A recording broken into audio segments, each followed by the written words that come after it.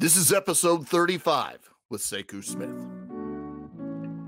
In order to get in this business at the ground level, at wherever you are, you got to be willing to put in the kind of time that I don't think people that aren't doing it appreciate. Like, you're consumed at all hours of your day with doing it. This is the Sports Business Classroom audio experience.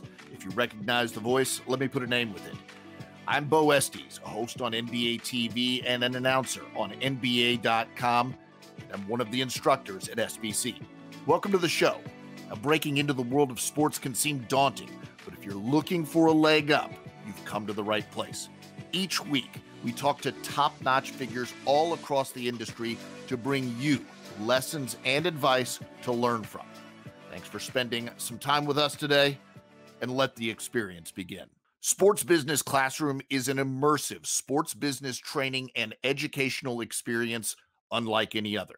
In addition to this podcast, SBC provides numerous opportunities for those looking to break into and grow in the world of professional sports. One opportunity that I'd specifically like to tell you about today is the CBA Mastery course with none other than Larry Kuhn. Larry is undoubtedly, and I can't stress this enough, undoubtedly the leading expert on the collective bargaining agreement, and he has been teaching the materials to teams, agents, media, and students for over 20 years as an expert on the topic.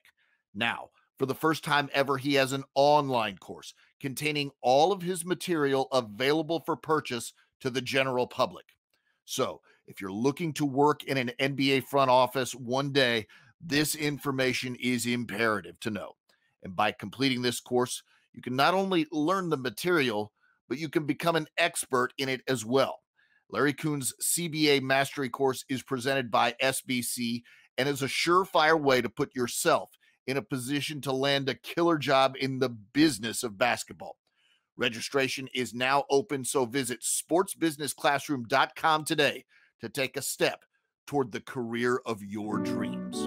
The Sports Business Classroom audio experience is brought to you by Hall Pass Media and Hall Pass Studios. Hall Pass Media is a full-service marketing agency that specializes in brand consulting, event management, digital marketing, and creative design.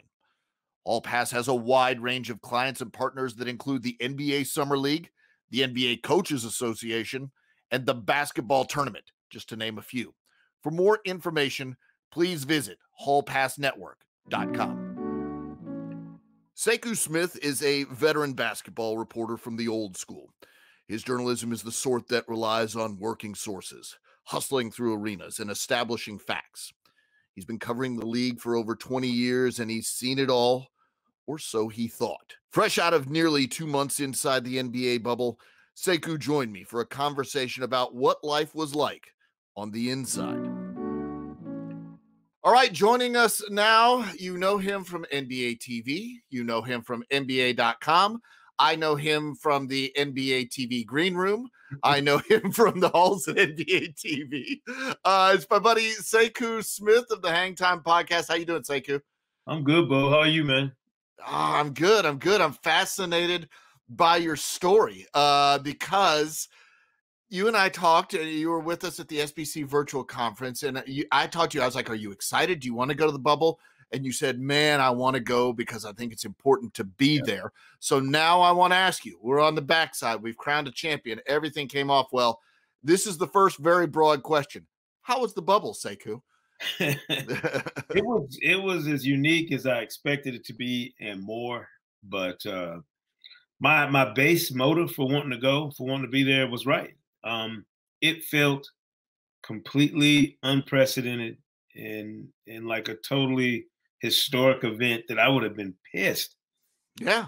Had I not been down there. If I wouldn't have spent time in there so I could know what it was like and understand what the players and everybody else are going through, I'd have been sitting home. It would have been eating me alive.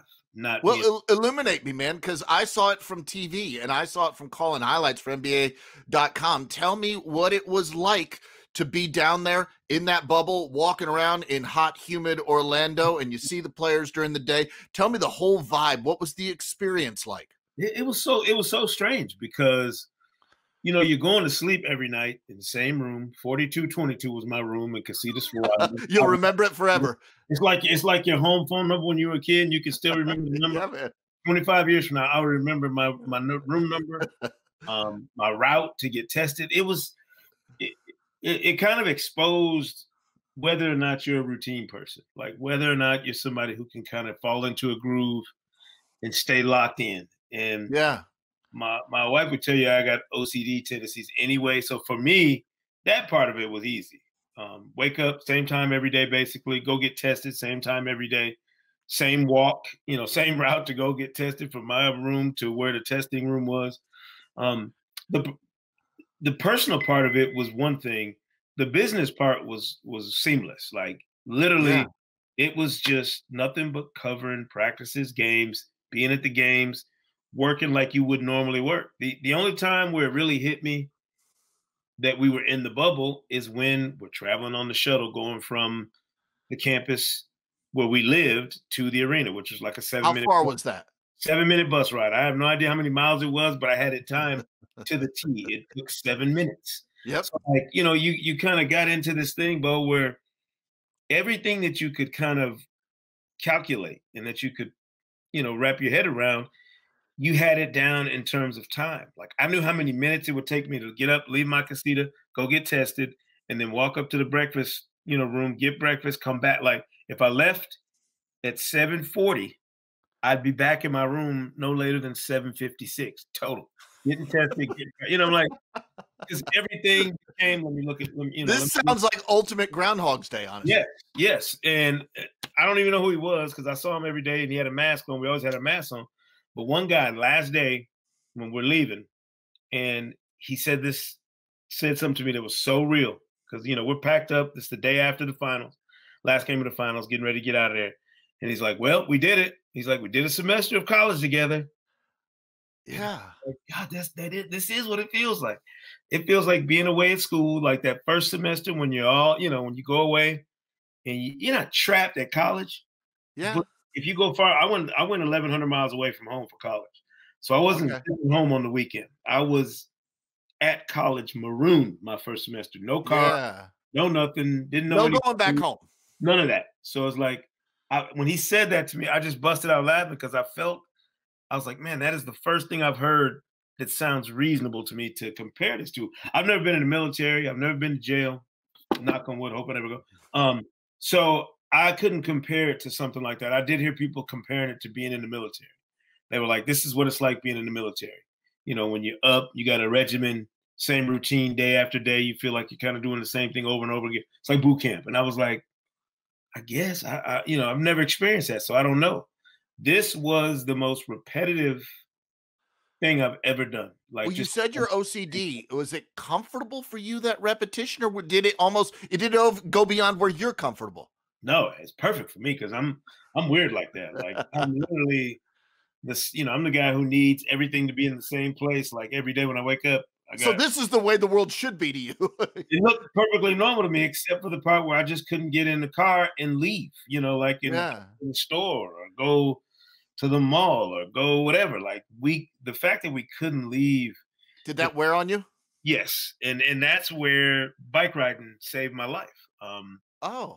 John Scott, Mark Spears, Chris Haynes, Morgan Mitchell, Maureen Coyle from the NBA. There were a bunch of us, a loose group of us. We kind of became the unofficial bike club of the bubble. We rode beach cruisers and, mountain bikes. Was there like a track you went around, and how far was it? 7-mile loop around the property.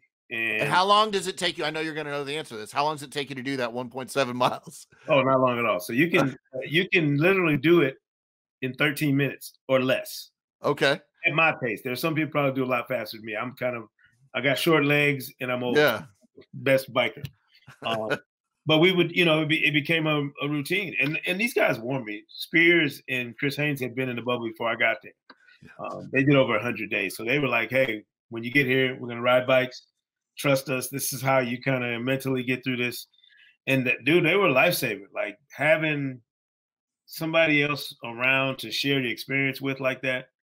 Because, referees play pickleball, Rob Pelinka went swimming every day. My room was right above the pool. I'd see him going to the pool every day to get his laps in. Like everybody had a routine, something that they did to kind of alleviate whatever mental stress there might have been. And for us, it was the bike ride. Like we literally, James Capers, Mark Davis, Zach Zarb, a bunch of the referees would walk. We'd see them walk in the loop. They'd walk points of my loop.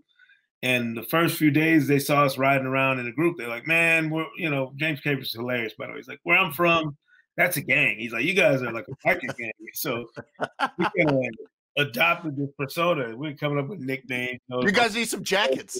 Yeah, like you start playing all these mental games with yourself in there. And the problem is, Bo, you know as well as I do, for us, work is not a 24/7 thing, but it's a moments thing. So it's games, it's practice, it's sitting down, interviewing somebody, writing a story, whatever. So in those moments when you're not doing that, you normally at home and in regular times and non-pandemic times, you fill that time up doing everything else you would normally want to do, whatever it is. With your life. Yeah, just being normal. Yeah. In the bubble, there is no being normal. I'm not a guy who binge watches or streams anything. I binge watched something when I was there. I read books. I watched Lovecraft Country. I've heard that's really good. It's really good. And I finished it when I got home, but I started watching it there. I read books like crazy. I read 5 books, in the time I was there. Yeah, like good books, good stuff. Eddie Glaude Jr. has a book that's awesome that I read, just all these different things you find time to do when you're there that I would have never done at home because there would have been something tugging me to go this way or that way to do something around the house or go here, go there. Down there, you had all this time. I know you gave up stuff like being away from your family and stuff like that, but do you feel like you got closer with some people down there, members of the media, even referees, management players? Was there a closest, like almost like we're in this club, we went to the bubble, we survived the bubble, we'll have this connection forever? Yes. And it was funny, like the people you went, like when you go in for your week of quarantine, there's a group of you to go in together. Okay. So, like, we're each other's quarantine class forever. Howard Chin was with me. Howard works for ESPN for 10 Cent. And literally we would get up and go get tested in the morning. If we didn't see each other, we saw each other every day. Literally we got to the point where we'd be joking about it. He's like, hey man, I'm glad I saw. He's like, got to see my brother. He's like, we started telling people, hey, do we look alike? Because I think we're brothers. We like, Was that that was the 23 hours and 45 minutes of quarantine, right? Where you're in your room and then you go get tested and then you come. Yeah. How long was that? That was a week. That was rough, right? Yes, that was the roughest part by far. And then you break out, and do you feel like all of a sudden there's this huge freedom in the bubble, at least? Do you feel like free in there? Yeah, until you realize how restrictive it is. Like there's walls there too. Yeah, Monday morning when I got out, Mark Broussard showed up to my door. Mark Broussard works for the NBA. Yep. Longtime member of their PR team. Fantastic guy. He was my savior. He was the first human I saw that like freedom. Like, he had my credential with him. And he's like, here you go, you're out. And then I realized being out is nothing because you can only walk so far up one way before you're restricted. Like they had these boards up letting you know where you could go with the credential you had on, like where parts of the campus you could access. And the way it was set up is one side of it was for the players, where they stayed, where they could go to this restaurant, Three Bridges, which was the best restaurant on the campus, which of course the media wasn't allowed to go to without an escort or a specific invitation. And there were parts that you couldn't walk. There were hallways, literally, you couldn't walk down in the convention center on this campus. There was a gift shop you couldn't go into. And it was all based on, did you have a green credential, which basically lets you go anywhere, or if you had this green credential with stripes on it like we had, which was very specific, you media can't go here. And it was like, so nobody in the media had the full green credential? No. That you know of? Okay, yeah. Just the players.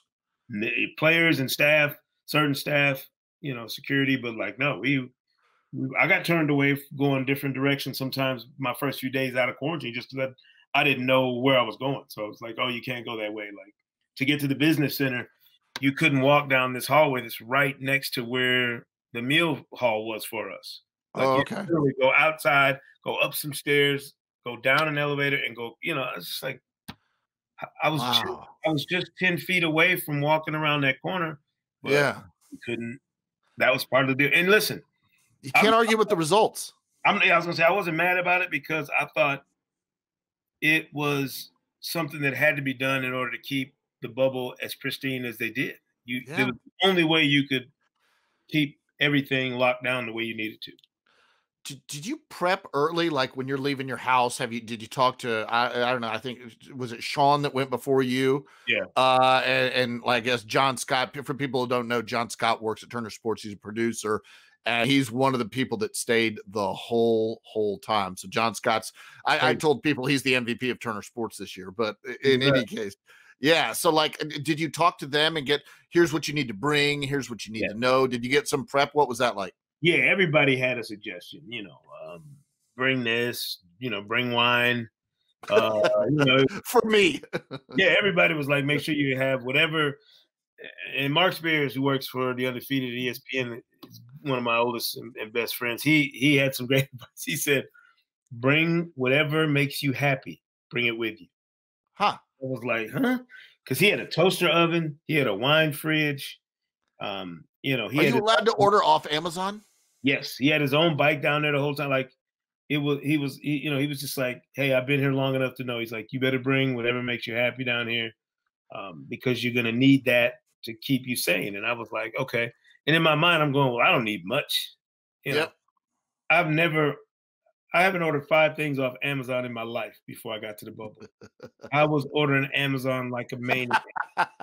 Just a stack of boxes outside your room. So Allie LaForce and I, the way they did our mail, there was like this loading dock, and they stacked mail up by name, like by letter of your last name. Okay. And Allie's married last name is Smith. Okay. So she had gone into the loading dock and saw these packages, and like she came to me one day, she's like, "Hey, I'm so sorry. I opened one of your packages. I thought it was mine because I saw Smith on there." She's like, and I was like, "Really?" She's like, "Yeah." And I was like, "Oh, I didn't even notice." She had opened it up, and I had ordered some pants off Amazon. Just you sitting on a tree morning. Sekou wanted some pants. I was like, "I want these gray pants." Like, order these pants. And so she's like, "I busted it open. Sorry." I was like, "Oh, no big deal." I don't know that anybody ever had a sideways day. It was like when you locked in there and everybody's in that same environment, it just makes everything, yeah, it's okay, it's fine, it's cool. Like nothing bothered me. I had no worries. Really? When I was there. Like I did not feel bothered because I knew we were secure and safe. I knew that we had nothing in the way of us doing the work. So you have nothing. There's nothing that's going to keep you from doing the job. Oh, we got a game? Boom, you go to the game. There's nothing in the way of doing the game. Yep. So there was no outside noise in terms of anything that could get in the way of just getting whatever the business done. Now, Okay. the part that like I said, that eats at you is what do you do with these other hours in a day? How many hours are we talking about for you? I guess it varied depending on the number of games, right? Yes, in practices and whether it's a game day, practice day. You're not working on a non-game day. You're not working but a few hours. Yeah, I know. Yeah. Like you got to come up with something. And normally, if that's the case, you're doing other things. You're getting ready for other stuff, plotting, planning ahead, whatever. I was like, man, there were some days you literally, what do I do with myself? And that's when I said, I would spend. You know how nice it is to like take an hour and just read with absolutely no distractions. You can sit there and read. You can go sit by the pool. You can go sit by the lake on a bench. I mean, you had so much free time to kind of get lost in whatever you were doing that it made it really enjoyable. It's almost going back in time a little bit because you and I are old enough to remember the world without cell phones and the internet and everything like that. And to remove all of those distractions must have felt like going back a bit for you. It did. I mean, the most throwback portion of the entire trip was where we sat during the games.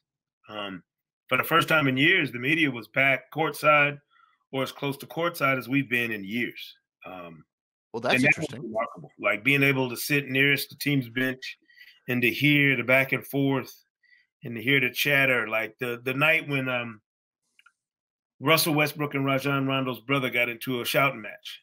You're hearing it. we're right there. Like we're sitting there looking right at it. And we haven't been in seats that would allow us to do that in quite some time. How does that affect your reporting? Did it add some color to your stories? Was the Rondo thing, was that one of those where they said, look, you can tell the story, but you're not normally this close, so be sensitive, or you just told the story? No, they didn't. There was no censorship in that regard. Yep. That's great. That was awesome. And I don't think you could have done this properly if you had tried to tell us what you can and can't say. Yeah, that would have been hard to do. Yep. The league was great. Like literally, the fact that they put this on and pulled it off,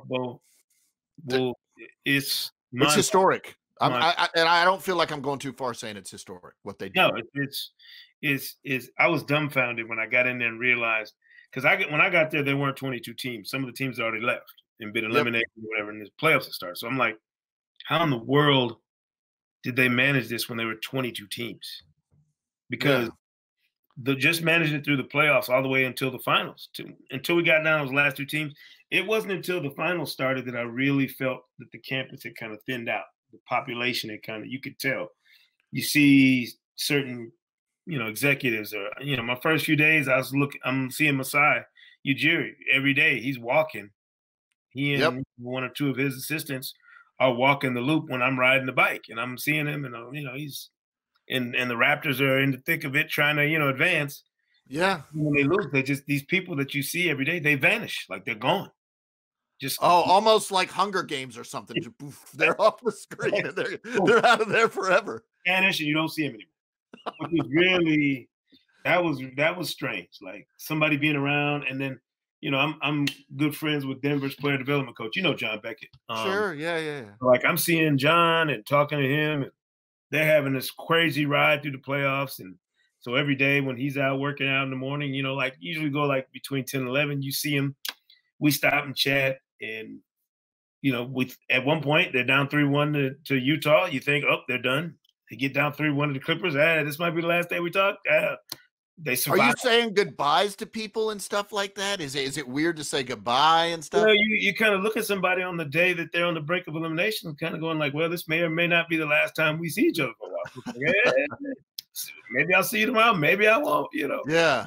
So it was funny. It was just, it was interesting. Like, and you get a chance to tap into these relationships that you might have around the league. One of Boston's assistant coaches, who's a great dude, Jamie Young. I don't know if you know him. Okay. No, I don't. Should be on somebody's list, as an up and coming young head coach, prospect. But, I saw him, and I've seen him for years, and we know each other well, and I see him around. He's jogging, and Boston's doing that thing. And I was heartbroken for him. The week his family quarantine was the Celtics' last week in the bubble. Like his wife and son came in and they were in quarantine during that series. And when they get out of quarantine, that whatever day was, like Monday, they're going home. They were going home, like the Celtics. So how does that work? They get out of quarantine, go hug their husband, pack up the stuff, we're leaving? Basically, I'm assuming that's how it worked. Like, because once you're done, you got to go. Yeah, you're out. I mean, that's it. And it was weird because he was really excited. Finally getting his family down there after being there all that time. And I'm thinking, man, how awesome is that? He's gonna get his family in here and finally, and then you look up and it's like, uh-oh. Wow. Celtics getting eliminated. Tell me about the. I know that you were able to probably build closer connections with people in management and stuff like that than you ever would have otherwise. It's just a strange, unique bond that you guys will have. What about the players? Were they mostly separate from you, or what? Did you see them and they'd see you and they're recognizing the sacrifice you make? Was it that deep, or was it just normal? It was normal. I mean, for the most part, the players you knew or had pre-existing relationships with, there was kind of a shared acknowledgement of, we're in the bubble. Like, it wasn't just, hey, what's up? It was like how you doing in here? Or, Yeah. But it was, the weird thing was getting to know people from around the league a little bit differently. I'd seen Mark Tatum and have seen him for years, and like everybody else, enjoyed watching him in the second round of the draft. And, yeah. But I'd never sat down and had a chance to talk to him and really spend any time around him. And he was walking every day, and I got a chance to sit down and eat dinner one night with him. He and a group of people. And I was, I was thrilled because I didn't know much about him until then. And then I ended up having him on the podcast and talking with him there and just being able to go back and forth with him about their shared experience created a bond in a relationship that I didn't have previously. Of course, I knew who he was, Yeah. but I'd never spent any time around him or enough time around him to get to know him at all. And it was awesome. He's a great interview on the podcast, very informative, super smart, brilliant guy.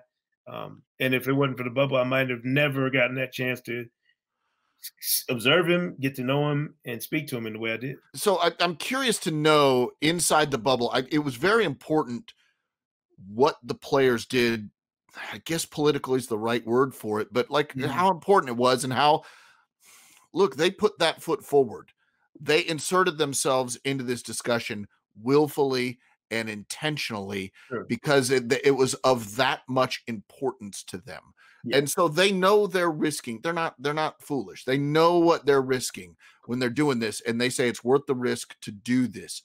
Did you feel that in the bubble as much? And you can't compare it to being here, but it was a big issue at home. People were talking about it and were, really, it became, sort of a hot button topic. The NBA players are really putting themselves out there. Did you feel it in the bubble?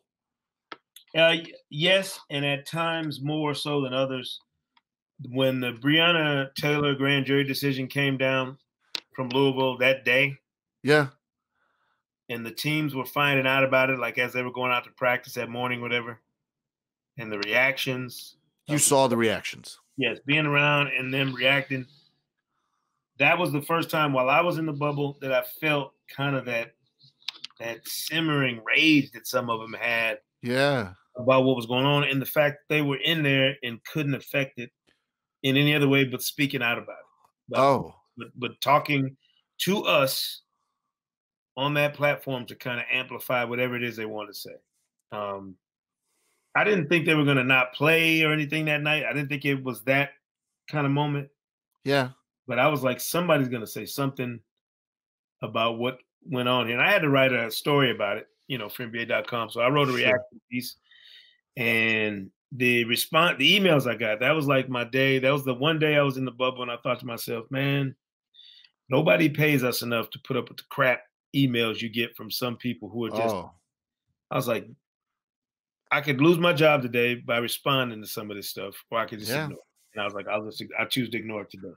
But I'm telling you, I was a split second away from calling Eric Jackson or Steve Quintana and saying, listen, you're going to get a complaint about me for something in response to this email where this guy said this, because it was that venomous. I was stunned. And I knew there were people that didn't like that the players were speaking out, that they didn't like that the coaches were taking these stands. But, man, I did not realize how raw it was until I got some of that blowback just for writing. It wasn't anything I said. It was me reporting what the players and coaches said in reaction to the Breonna Taylor grand jury decision. But the critique became personal to you. They went after you personally? It wasn't critique. It was just flat out race crap.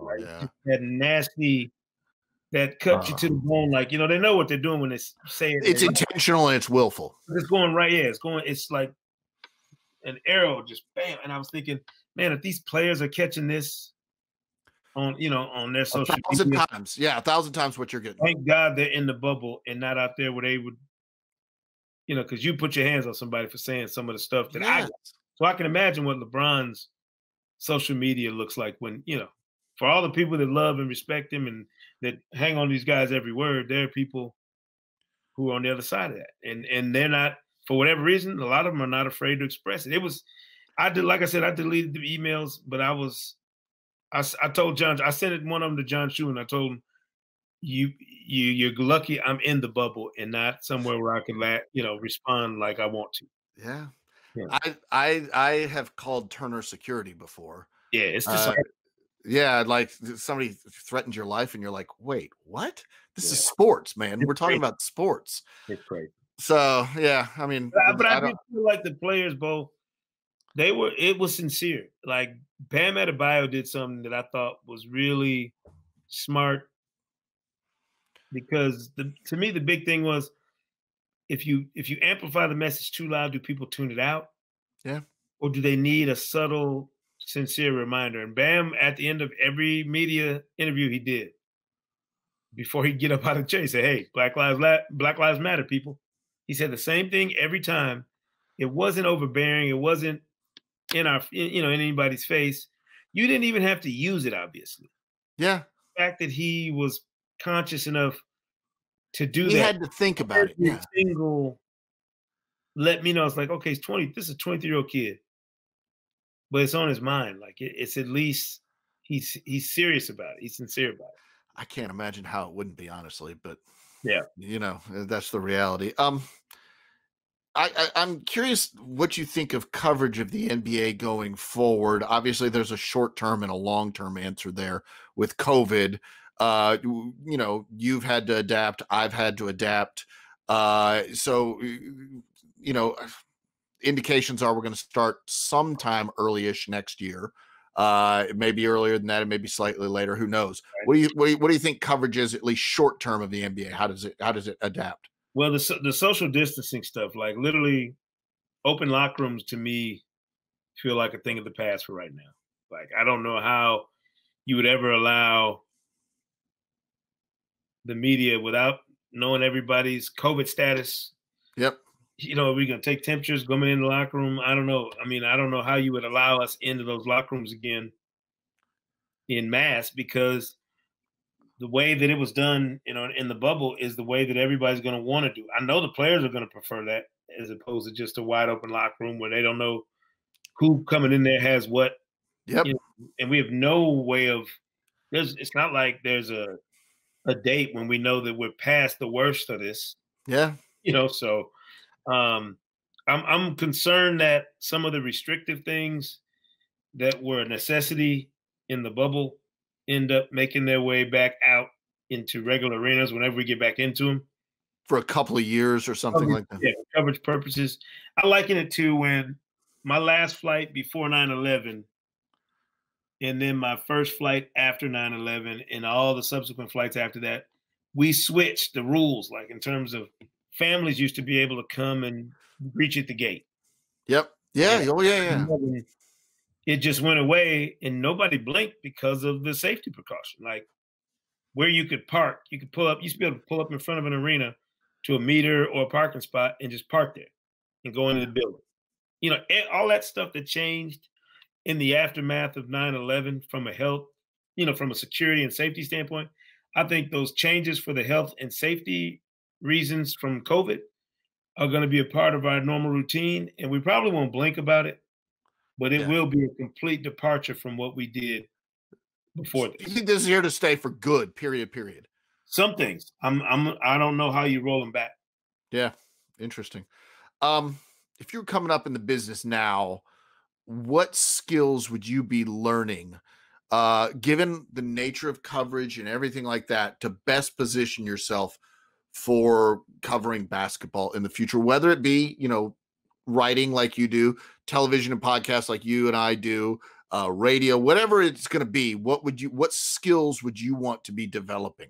I sat next to this guy many nights during the bubble. I would go and shadow Shams Charania. Oh, okay. Yeah. Figure out how does he cultivate and develop these relationships the way he has around the league. Like whatever Shams has done, and he's a young guy. He's in his 20s. Yeah, no. But like if I'm fresh out of college or in college and trying to figure out this business, he's the model. He's and Chris Haynes is this to a large extent, because he's, Haynes is 10 years younger than I am. You have to become the insider's insider. Like you have to learn how to become that person who's kind of. Do you think they have different approaches to getting there? Each of them? No, because you know what? It's the same thing it's always ever been. This is the funny part about it. It's just about relationship building. Yeah. It really is. I mean, Shams developed those early. And how much time do you want to spend doing it? Yeah.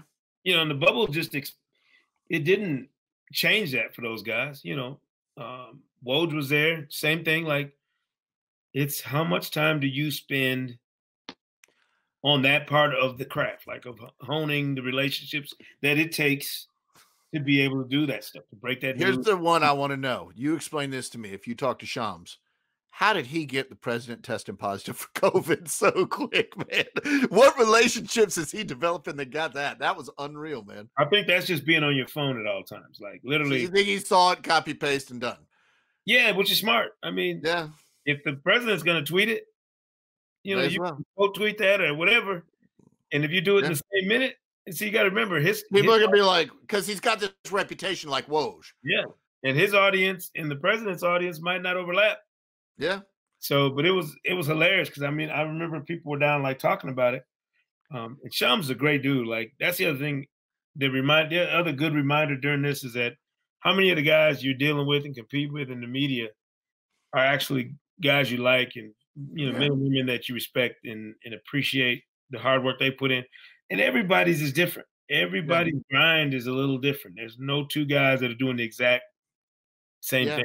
So, but yeah, it's a reminder, Bo, that in order to get in this business and at the ground level or wherever you are, you got to be willing to put in the kind of time that I don't think people that aren't doing it appreciate. Like you're consumed at all hours of your day with doing it. Yeah. If you want to do it at that level, and you want to separate yourself. Yes. Yeah. Yeah. That's what it comes down to. It's not like you can go off and study the magic scrolls or something to be, great writers are going to be great writers, great reporters are going to be great reporters, all that stuff. But to make it work for you in this day and age, you got to have your own shtick and you got to live it. I got to get DA on this show, but he said something to our students a couple of years ago. I don't know if I've told you this, but everybody wanted to ask him how to explain the Woj bombs and this, that, and the other, and tell me about the Woj bombs. And he's like, stop, just listen. At the end of the day, what you have to understand is Adrian is a wonderful reporter, and that's where it all starts. And that's what it really comes down to is he's a great hardworking. It's the hard work that he's put in those relationships. He's a great reporter. It's not a magic trick. It's not pulling a rabbit out of a hat. It's hard work. It is. And it's a relentlessness that borders on annoying. Like I'm sure. And that's why I say it's cultivating relationships. I always talk about that.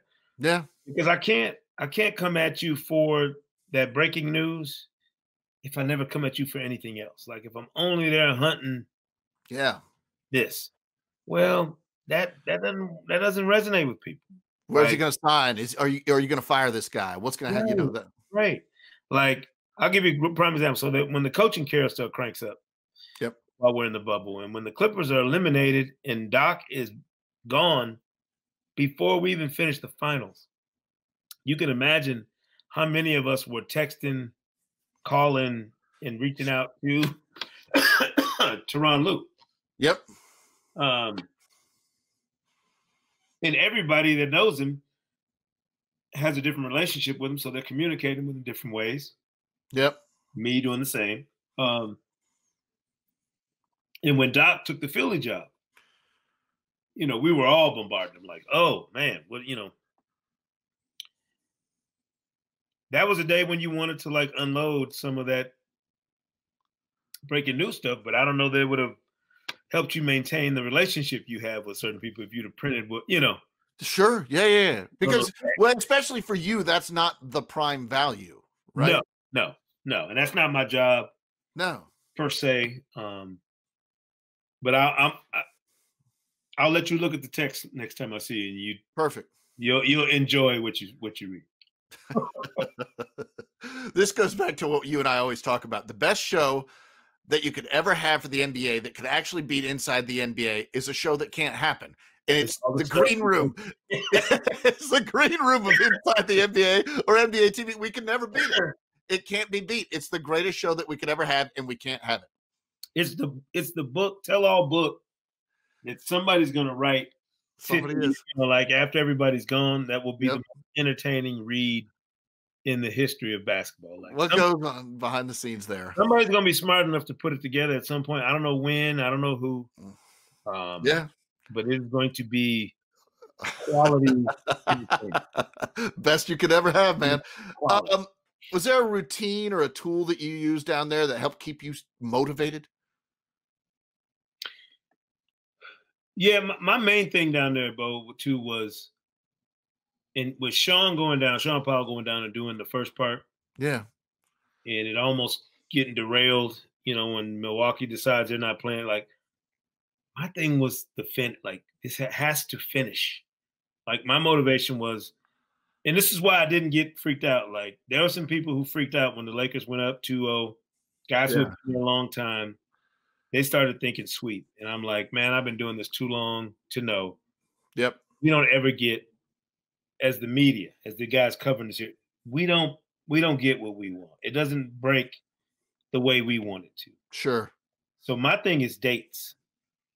My date, if the last day we could have been there was October 13th, then as long as we got out by October 13th, as long as I didn't let the fact that how many days we were there, how mundane the routine had become, wear me out mentally. Like, I refused to do it because I knew my date was the 14th. If I'm driving home on the 14th of October, that just means we made it to the finish and it went all the way to the end. Oh, okay. So that checks your box. You're safe and everybody's happy and we achieved what we needed to achieve.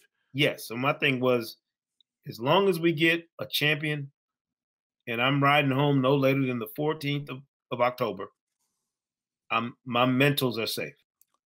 Did you feel like people were shaking the cage like, man, I got to get out of here. This is driving me nuts. I guess everybody sort of rode that wave. You went up and down, right? Because everybody's time in the bubble was different. Like, yeah, the people who spent 100+ days in there, let me tell you, there was one guy, Chris Haynes, I'm going to say his name. And when he realized, when Miami won that game 3 or whatever, and he realized we weren't getting the sweep, man, he had worn his fancy suit. He was thinking this thing's over. Lakers going to sweep. And I'm looking at him going. So he was shook, man. Oh, he was shook for a couple of days, and he'll laugh about it now, I'm sure. But he was, that's a long time. He's one of the first people in there. Yeah, he was there with Jay Scott, really, right? Yeah. So John was remarkably resilient. I was stunned at his attitude, how cool. Yeah. Like, I never saw the dude have a bad day while I was there. And I was like, Phil Jackson would love that dude. I'm like, if anybody in here should be going berserk, it's John Scott, and he was great. He's a legend. He's a legend for what he pulled off. Yeah, he's definitely an icon now. Final question for you. 10 years ahead, the year's 2030. What will people's memory of the bubble be? What will people remember? I think more than the, obviously we remember that was LeBron's fourth, and if it's his last, or if it's the one that he got that put him on the road to 6 or whatever, it'll be a big thing because it'll be one of those seminal. He's on the back nine on his way to MJ. Yeah, we don't know if it's the one that helps get him over the hump or whatever, but we know it's gonna be huge for LeBron's legacy. Yeah, but I think the other thing, 2020, the entire year, to me, the NBA calendar will be rolled up into the it'll be January 1st, hearing about David Stern passing away. Yeah. All the way through COVID, everything else, to Game 7, Lakers win it at the bubble. To me, it's one continuous monster of a year that we never forget. Yeah, I won't forget it. The bubble's just the culmination of this wildest, strangest, longest NBA season ever. I mean, wrap your head around that. When I'll never forget when we were in there and somebody was talking about on this day a year ago, we were doing media day in Denver or whatever. And I was just like, what? And I had to look at the calendar and go, oh. And I was like, that's right. Like, whatever day it was, September and something. I was like, holy we were just a year ago. We were in Denver at media day. Me and Kevin Cottrell had gone out and did nuggets for media day for NBA TV. And I was like, you got to be kidding me. It's so wild, man. And you know what's weird is 2020, late 2021, we may finally get back on a normal schedule again. Maybe. That is the hope, is that October 2021, which is another year from now. Crazy. We get back on a normal schedule. So it's 2 years of just absolute madness, really. Suspended anime. I told my wife when I came home, I was like, I know it's October, but it doesn't like the last from March 11th to when I came home from the bubble, it's like a blur. Yeah. Whatever was going on from the day the season shut down on March 11th until the day I pulled into my driveway and pulled my car in the garage, it feels like it went by in a snap. Oh, it's a blur. Like It's a blur.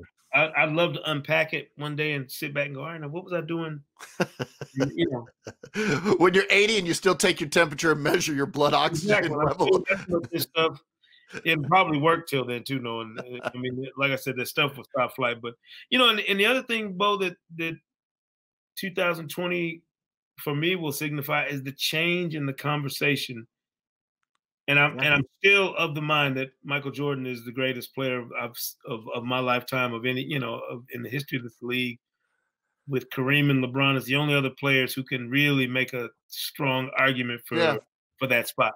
But this is the year that the entire tone of the conversation, where LeBron sits in that conversation, changed to me. I feel like I said to somebody earlier that LeBron is sort of perimeter Kareem to me. He's going to have this long, healthy career with a huge totality of statistical accomplishments. It's going to be a massive statistical haul. And I personally don't think he can reach that peak that MJ had of sheer absolute dominance over everyone else. I don't think he can. And but then this comes down to, what do you prefer? Do you prefer this, 20-year career with all these stats, or this 10-year period where he was so much better than everybody else? I think, like I'll always tell everybody, I think MJ's peak's better than anybody I've ever seen. I don't think anybody can match that, but I think LeBron's long-term accomplishments, you have to really take a look at. Yeah, I think a 6-year span that Jordan had winning those, those 2-3. I don't know that I can't identify anybody in any venture in any field. No, it's had that zenith of performance in terms of literally from the day they bounced the first ball at training camp till he's hugging the trophy, that I didn't think there was any chance it wouldn't end that way. You know what? That's what you just said is something that so many of us articulate that were there and saw it. Yeah. Is that it was a feeling of, there's no way this guy is going to get beat. It's not happening. And I've never seen that with anybody, anywhere, in any sport quite like that with MJ. No. And I think that's the thing. And it's not, the thing that gets lost to me in the 90s is how many other great players and great stories there were. LeBron doesn't, sort of blot out everything else. You still know about Steph Curry. You still know about James Harden. Like, to me, like, there's a guy, him, Chris Webber. I feel like Chris Webber's legacy is almost lost to people. Like, when Chris Webber was at Michigan, it was a thing, man. Yeah. When Chris Webber was at Michigan, it was a thing. And I feel like stuff like that gets forgotten because of MJ. He just eclipsed everybody by so much. Yeah, and I argue this all the time, because for a long time I was one of these guys who said, listen, if you're taking a guy from the cradle to the grave of his basketball life, there's nobody that could have a better run than Kareem had. Yeah. That's what I thought for a long time. And there are days I wake up and still feel that way. Like, but then you look at Jordan's career, and you look at, he won a championship in college, hit the shot to win. He was the guy as a freshman. Yeah. And then you look at the years he spent in the NBA. It wasn't when he started winning championships that his peers acknowledged. His championship peers like Magic and Bird, they didn't wait till he started winning championships to say this dude's the baddest dude on the planet. That was before he even won the championship. When did Bird say he's God in basketball shoes, Jesus in basketball shoes? That was in the 80s. Yes. It was after he dropped 63 on him or whatever. Yeah. Like, there's just and I've had this argument with people who are my age, younger than me, older than me. I love the diversity of the people that are bought in on LeBron being the GOAT that they've seen. Yeah. And I'm like, I get it. I understand why some people believe it. And then I start thinking about, well, what would separate the greatest players of all time in that conversation? And I start thinking about, I don't remember. I remember a finals where Kareem wasn't at his best, whether it was injury, Sure. whatever. I've seen a finals where LeBron was taken advantage of mercilessly by Jason Terry and JJ Barea and Sean Marion. Yes. I don't have a moment in that spotlight, like at that championship level, where somebody was a better player on the floor for a long enough period of time than Michael Jordan for it to matter. No. Well, look at his championship. He opens his championship window with the shot that wins it. He closes his championship life with the steal and the shot that wins it. It's always him in the decisive moments. He is the one that dictates. Now, I'll say that. Then I'll also say, if you're a 22-year-old guy and you're going to come up to me and you tell me that LeBron's the GOAT and you believe it and you believe it and you believe it, I get it. Yeah, I get it, man. I get it. This is the best you've ever seen. You never seen. Now, look, every year there's somebody new that's chasing Michael Jordan or the Bulls. For a couple of years, it was, well, Golden State's going to be as good as the Bulls were. They're going to win a three-peat. Well, they didn't win a three-peat, but whatever you want to believe is fine. But the thing that is the common denominator on all this is it's 2018 and 2020. And the thing we're comparing everything to is Michael Jordan and those Bulls. So, I mean, that should be a clue. It's just, I love that it's an eternal argument. Like it's an eternal conversation. And we've shifted it away from the big men, from Wilt Chamberlain and Kareem and Bill Russell. Like they were the principals in that conversation at one point. Then Magic and Bird for a period of time were the principals. Yeah. These were these guys who saved the league. Magic changed the way you play positions, this, that, and the other. Now we've gotten into this era where it's literally a LeBron MJ conversation. Those two, because we're even further away from Kareem's zenith. And see, Kareem deserves to be in there to me because LeBron really is perimeter Kareem to me. Yeah. That's who he is. He's the long-term healthy guy who lost some championships. He won some championships. He was the best player for a lot. If he's going to get 6, I don't think he's the best player in his 6th championship. It's likely that AD will be a better player. He may at 37 be the best player. Who knows? But it's not going to be like MJ where he is just carrying so much of a heavy load and people are going to sleep on Scottie Pippen, and I'm not sleeping on Scottie Pippen. No, but nonetheless. I just don't imagine how you could do and I tell you my final argument to the judge and jury is about MJ being there. I don't know that anybody can match his concentrated brilliance. No, I don't think it's possible. Even if it was 4 straight, that's one thing. Yeah. It's 5 straight, that's great. But 2 straight three-peats? Yeah. Look, LeBron still doesn't have a three-peat. No. There are a lot of great three-peat. No, Steph doesn't have a three-peat. No. Think about it. We had a big argument one day, and there were some great arguments in the bubble. There's a big discussion. I bet that's true. Great discussions about Steph not having a Finals MVP, and does that put him on a lower rung as a superstar than some other guys? And that was a huge. Was there people that said yes and people that said no? Oh yeah, there were people that vehemently disagree with the idea that Steph is the same type of superstar as LeBron or anybody else. Which I see that, but then I argue when I talk about my concentrated brilliance, like did Jordan, and this is where I always go back to why LeBron can't sit on a different chair or a higher pedestal than Jordan. Like, did Jordan ever have a finals where a dude completely outplayed him man up the way Kevin Durant did LeBron? No. Never. And people, I love how we give Durant grief for joining that 73. But then he was the Finals MVP twice. He outplayed LeBron 2 years in a row, like literally man to man. I'm going to outplay you and win this championship and Finals MVP. Yeah, like Kevin Durant's going to be a weird story because he's going to be a hard fit in this conversation. Yeah, because he's like, especially if he'd have never tore his Achilles. Good Lord, his numbers. 20 years from now, someone's going to say, well, LeBron was the greatest player of the generation, except for that time when Kevin Durant outplayed him. Beat a man up twice. Beat a man up 2 years in a row. You're not going to be able to say that about Jordan. That's what I'm saying. There's always there's always an asterisk or a sticking point somewhere. MJ is Teflon. He doesn't have that chink in his armor to me. What was it Scott Turow said? Michael Jordan is better at his job than anybody else on the planet is at their job. Whatever their job is, he's better. It's really true. The only person that I can imagine is in the same ballpark as good as at his job, at this one thing he's supposed to do on planet Earth. The only person that comes anywhere close to Michael Jordan is the great white shark. Everybody else, I don't know. You mean the great white shark that swims the seas? That's what you're talking about. The great white shark that to this day it does what it's supposed to do. Population frightened. Yes. Jaws. Yes. Other than that, I can't think of anybody. I got you, man. I got you. Well, I've taken up too much of your time, man. It's all good, Bo. You know that. I appreciate it. I feel like this has been a bubble debrief with Sekou Smith.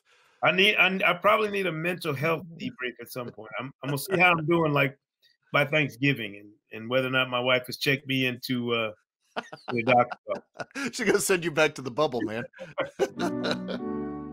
Thanks again to my guest, Sekou Smith. Sekou and I have worked together for nearly 10 years now at NBA TV and NBA.com. But the odd thing is that we don't usually have a ton of time to just sit down and chat like this. It was really enjoyable for me, and I hope it was for you as well.